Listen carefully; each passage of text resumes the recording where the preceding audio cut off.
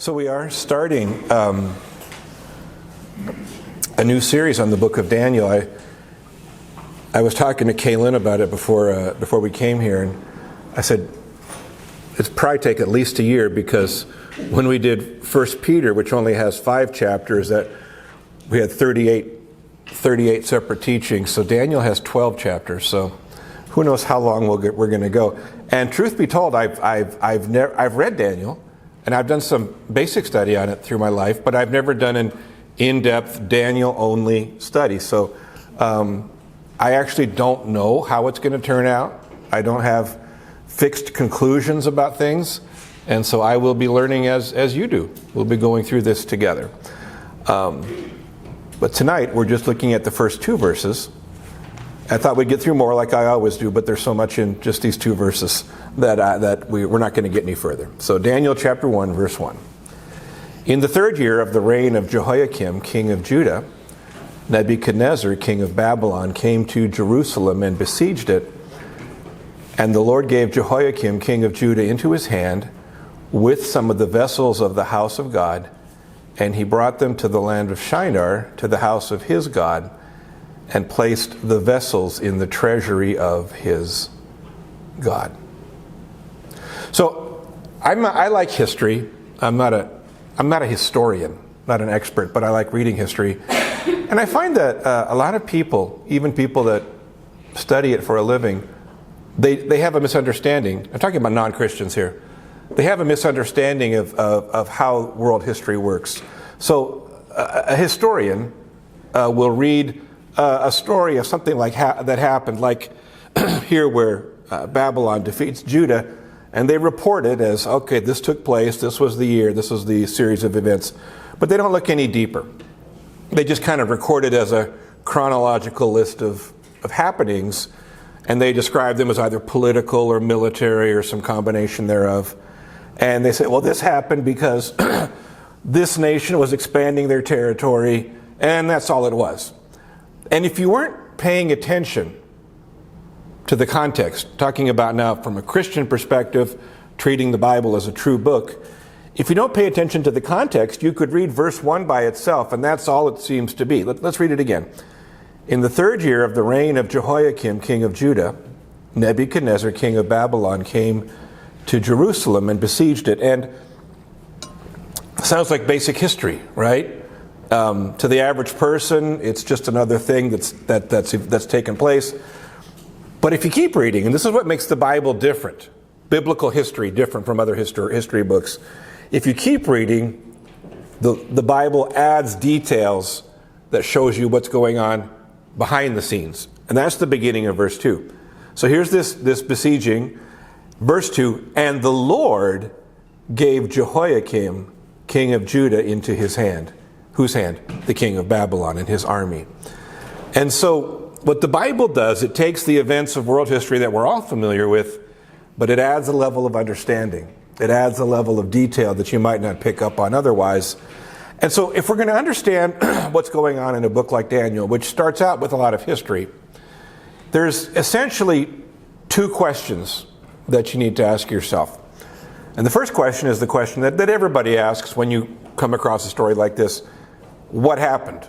That's what verse 1 is. Here's what happened. But the second question is what concerns Christians. And this is the question that we need to ask. Why did it happen? Everybody could talk about what happened, but when you get into the reasoning, the story behind the story, that's when it begins to become relevant to us. And so this second question is the one that we need to be asking about the beginning of Daniel here, the beginning of the book of Daniel. We need to get past what happened, which is simply that the Babylonians invaded Judah, and we need to look at the second question. The Bible says that God did this. In other words, he's the one who gave Judah into the hands of the king of Babylon. But the question is, why? What was God's reasoning for doing this? Because think about it. Why would God do that? The people of Judah were Jewish, right? Meaning they were God's chosen people. And so you would think, typically, that because they were his people, God would want to protect them from their enemies. Well, the truth is, by the time you get to the book of Daniel, This is actually just one more event in a long series of events that had begun hundreds of years earlier. You all remember the time when Israel was coming out of the land of Egypt, where they'd been in slavery for 400 years, and they were being brought to the promised land by God. He's about to allow them to go into the land, but as he's allowing them to go in, he established some conditions that they needed to meet in order to take the land and then to keep the land. We're not going to read all of it tonight, but I want to show you a couple things from Leviticus 26, because Leviticus 26 is one of the chapters in the Old Testament, in the Law of Moses, that tells the story of God laying out the requirements that he was putting on Israel. If you're going to go into the land, if you're going to live there and keep it and maintain it, this is what you have to do. And essentially, if you read the chapter, and we won't read it tonight, the whole thing, but he gives them a choice. He says in the first part of the chapter, here's what you need to do if you want to be blessed, if you want your things to go well for you. And then he says in the second part of the chapter, but if you don't follow my instructions, if you don't follow what I'm telling you to do, then you're going to find yourself dealing with my anger, and I'm going to judge you. And so let me just kind of give you just a quick summary of Leviticus 26. Verses 3 through 13, that's the positive side. And God there is saying to Israel, if you obey me, then you're going to experience my favor, you're going to experience my blessing. And essentially the way he lays it out is that their land would be fruitful, because they were farming people, they were agricultural people, and everything would go well, they would have plenty to eat. And he also said, you'll live in the land in peace, you'll live in security, you'll be safe. And remember, this isn't a time of history when invading armies would come through on a regular basis. And God's saying, if you trust me and you obey me and follow me, none of this will happen to you. And if anybody comes against you, I'll protect you. But then you get to verse 14, and God says, now there's a flip side to this. If you violate my law, if you live in rebellion against my expectations, which I'm laying out for you, then you're going to lose my favor, you're going to face my judgment, and this land that I'm giving you, you're going to lose it. You're not only going to lose it to your enemies when they invade, but you yourselves are going to be scattered out among other nations. You're going to have to leave your own homeland. And let me just read that little bit to you. Leviticus 26, verses 32 and 33 says, and I myself will devastate the land, so that your enemies who settle in it shall be appalled at it, and I will scatter you among the nations, and I will unsheathe the sword after you, and your land shall be a desolation, and your cities shall be a waste. And again, I just read 2 verses. If you read the entire chapter, it lays it all out in much greater detail, and I'm not doing it for the sake of time, but it's an interesting read if you want to do it at home. And essentially, this is the way things happened in the course of the history of Israel. Most of you are familiar with how that worked out. They would serve God for a while, and they would fall into rebellion, and he would send the prophets, and he would send judgment, and they would come back to him, and then they would fall away. And for the most part, and this is sad to say, because I have a lot of admiration for the Jewish people, but for the most part in the Old Testament times, they more consistently disobeyed God than they obeyed him. They were more consistent about rebelling against him than following him. And so finally, God handed them over to their enemies, and they were taken away, most of them, as captives or prisoners to the land of Babylon. They were forced marched across the desert hundreds of miles. And that's a significant part of what we're going to be studying as we go through the book of Daniel, because Daniel is somebody living in Babylon. He's a Jew, but he's in Babylon along with the other captives. And so for centuries, God had been telling the people, if you rebel against me, if you continue to rebel against me, this is what's going to happen. And eventually this promise here in Leviticus 26, and it's not the only one, but it's a really concise one. Eventually this promise came true. The people went too far, too long in their sin, continued in rebellion against God, and God said finally, okay, enough, here is judgment. So you can make this argument that this judgment of the people being deported to Babylon, where they're living as prisoners, living as captives, that's a fulfillment of the general curse, if you want to use that word, that God placed in the second part of Leviticus 26. the general judgment. But there was also a specific judgment that I think you'll find very interesting. And it takes place in 2 Kings chapter 20, and it shows you kind of how this worked out in the life of one particular individual. And it takes place as a prophecy given by Isaiah. But before we read it, let me just give you a little bit of the background so you kind of know where we're going to be here, where we're going to be going. This is before the Babylonians are actually in the land taking over. The Bible tells us that the king of Judah in that time was a man by the name of Hezekiah. And for the most part, he was a pretty good king. He, for the most part, served God and did the right thing. And there was a time in his reign as king where he received a visit from some envoys or some representatives of the king of Babylon. And the reason was simple. The Babylonian king had heard that Hezekiah had been sick. And so he sends these representatives on his behalf to visit Hezekiah. They bring some gifts, and they also talk about, they bring the best wishes for Hezekiah from the Babylonian king. And during this visit, while they're there with him, the Bible says that Hezekiah took them on a tour, and he began to show them all that he had. And that's what I want to read to you. 2 Kings chapter 20, we'll read verses 12 and 13.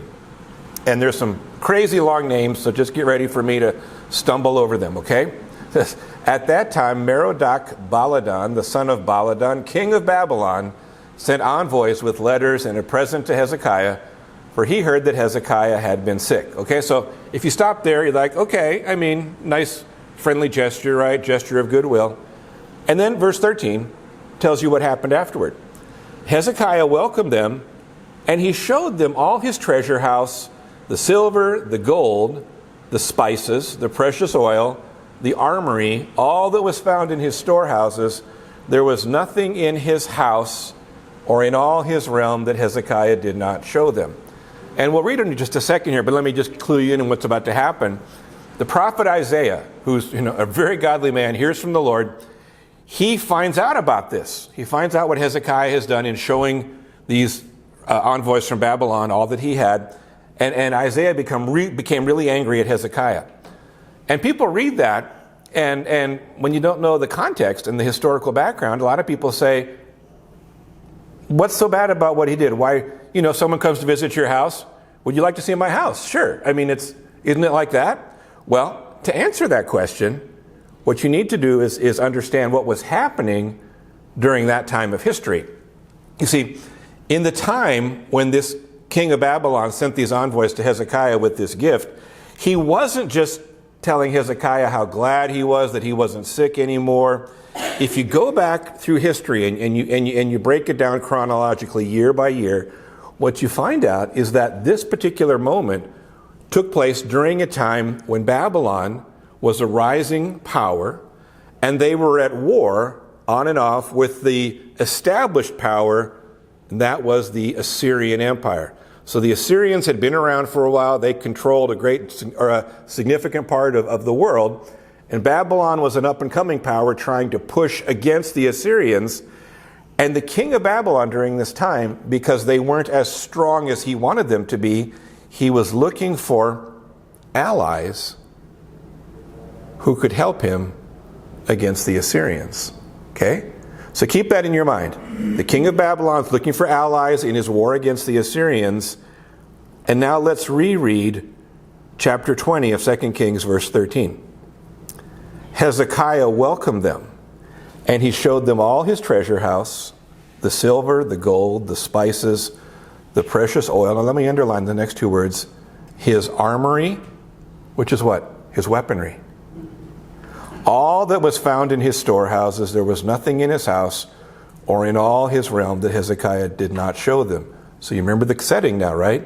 The king of Babylon is looking for help, looking for allies, military allies. And essentially what's happening here by Hezekiah, showing these men what he had, his resources, including his weaponry, what he's doing is offering his help. I'll join together with you, Babylonians. I don't like the Assyrians either. Well, why didn't Hezekiah like the Assyrians? Because for years they had been a thorn in the flesh, to use that phrase, of the people of Judah. They had oppressed them, they had attacked them, they had invaded them periodically. But here's the strange thing. I just read to you a little bit of that story in 2 Kings 20, right? If you go back just one chapter to 2 Kings 19, God had just given Judah and Hezekiah an incredible victory over the Assyrians. Let me read to you the end of the story. 2 Kings 19, 35 and 36. That night the angel of the Lord went out and struck down 185,000 in the camp of the Assyrians. And when the people arose early in the morning, behold, these were all dead bodies. Then Sennacherib, king of Assyria, departed and went home and lived at Nineveh. But here's what Hezekiah was thinking. It's true God had given him a great victory, right? The Assyrians had been defeated in a remarkably miraculous way, but the Assyrian Empire hadn't been destroyed. Their army hadn't been destroyed. They were in the process of rebuilding. They're rebuilding their army. They're rebuilding their empire. And Hezekiah is thinking the Assyrians are going to attack again. In his mind, he's saying it's just going to be a matter of time and we're going to be back in the same situation. Yes, God gave us a victory, but we don't know if God's going to do it again. That's what he's thinking. So you've got that in your mind. You've got that in your mindset. This is what Hezekiah, this is going through his head. And suddenly, these three representatives who are speaking for the king of Babylon, they show up at his doorstep and they're saying, we want to make an alliance with you. We want to stand with you against the Assyrians. And now Hezekiah sees these men, hears what they're saying, and he sees an opportunity to join together with an up-and-coming nation. And if they do this and they work together, they can be rid of the Assyrians once and for all. And it just made sense. And honestly, if I'd been in Hezekiah's situation, I would have been thinking the same thing. Most of us would, right? Man, these guys want to be my friends. They're getting stronger. They're the guys I should be aligned with. But even as I say I understand it, and even as I say I get it, at the same time, I think there's something in here that can show us why this was a bad decision. The one thing you don't see anywhere in the story, you don't see Hezekiah seeking the Lord. It's not in there.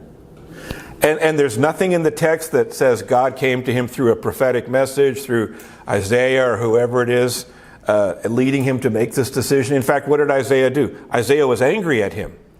And so what's really going on here, this isn't Hezekiah looking for an answer from God. This is him looking at the situation from a political perspective, because he was weary, understandably, of dealing with the constant threat of the Assyrians, and he sees a way to defeat them by joining together with the Babylonians. But here's what he's failing to consider. He's ignoring the fact that God could have given him another victory, just as he had back in chapter 19. And the real problem here, he's placing his own judgment, his own thinking above God's will. He never went to the Lord and asked for guidance, and he never even considered the possibility that God might have a different plan. And that's why when Isaiah the prophet heard what Hezekiah had done, he became so angry. Let's go back to 2 Kings chapter 20, and let's read verses 16 through 18. Here's what happens. Then Isaiah said to Hezekiah, hear the word of the Lord. Behold, the days are coming when all that is in your house and that which your fathers have stored up till this day shall be carried to Babylon. Nothing shall be left, says the Lord. And some of your own sons. Now understand, in the Hebrew language, that word sons can be used figuratively to describe your descendants, not just your actual sons, but grandsons, great-grandsons, and all that. Your own sons will be who will come from you, whom you will father, shall be taken away, and they shall be eunuchs in the palace of the king of Babylon. Now, the easiest thing for me to do is to beat up on Hezekiah, right? Well, he didn't trust God. But if I'm going to be honest, the reality is I have made those kinds of decisions myself. Hello? We all have, right? We've all made those kinds of decisions. We've done something not because God was leading us to do it, or not because we were seeking God and felt this. we did something because it made sense to us. But here's the irony of Hezekiah's situation. The nation that he put his trust in, Babylon, was the nation that God would ultimately use against the Jewish people to bring judgment, right? Hezekiah wanted an alliance with the Babylonians, but the Babylonians were the ones who years later would attack Judah. Even though it wouldn't happen for a few more generations, it was going to happen. So now you've got the big picture. Now you've got the background here. Let's go back to our main text in Daniel chapter 1. Verses 1 and 2, let's read it one more time. In the 3rd year of Jehoiakim, king of Judah, Nebuchadnezzar, king of Babylon, came to Jerusalem and besieged it. And the Lord gave Jehoiakim, king of Judah, into his hand with some of the vessels of the house of God. And he brought them to the land of Shinar, to the house of his God, and placed the vessels in the treasury of his God. So that brings me back to something I said at the beginning of the teaching. If we want to understand stories like this in the Bible, there are 2 questions we have to ask. Number 1, the simple question, what happened? That's the easy one, because it's all laid out. But the second question takes a little more thought and a little more insight, and you risk being wrong, but you want to do this anyway. The second question is, why did it happen? I want to suggest something to you. You don't have to agree with me, but let me just suggest it, and you can think about it and consider it. I think if you want to boil it down to the essence of the problem, why did this happen? I think it's because Israel had forgotten the most important commandment, which is laid out in Exodus 20, verse 3. It's one of the 10 commandments. It said, you shall have no other gods before me. Now, in some cases, we know that the Israelites literally had other gods. Like they had idols that they would bow down and pray to and worship. Hezekiah never did that. Hezekiah never literally bowed down to an idol. But he trusted his judgment above God's direction. And in either case, whether you're actually bowing or whether you're just following your own ideas, the spirit behind what you're doing is the same as idolatry. If I value my judgment above what God has said, I've turned myself into my own God, my own idol, right? And that's what's going on in the history of Israel and Judah. Oftentimes they would see something else, whether an actual physical idol or whether just their own ideas, they would see it as being more important than God. And finally, God said, I don't accept that kind of behavior, and here is judgment.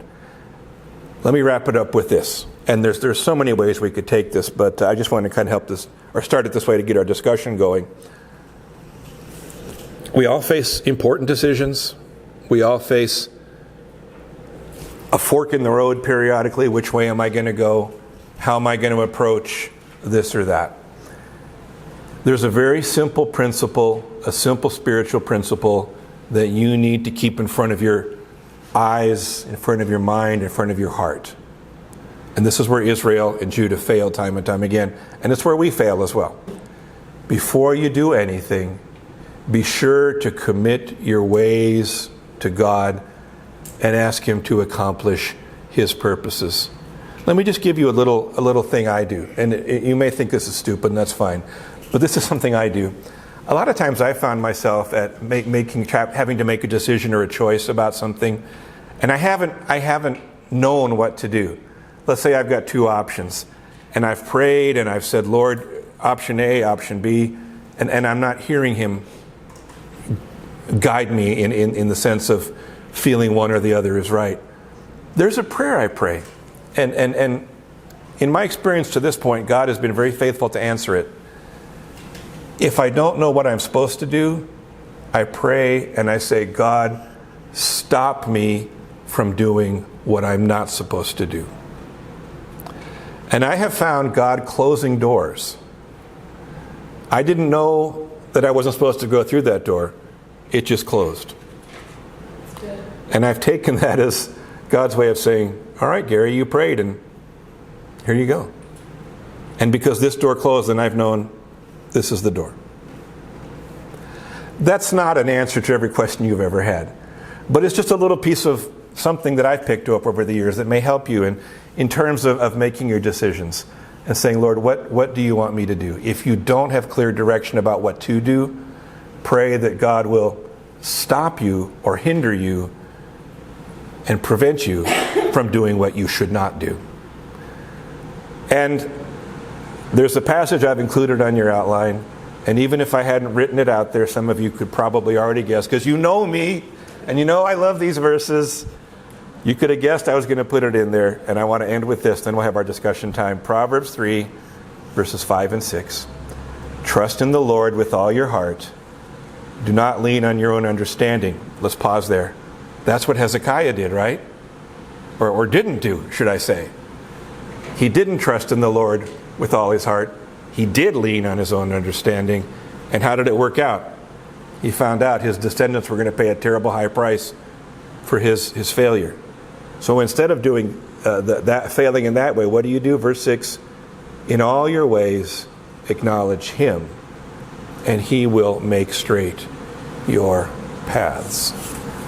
So anyway, that's just a little bit of background to Daniel, a little bit of history, and we're going to get into a lot more detail in the days ahead.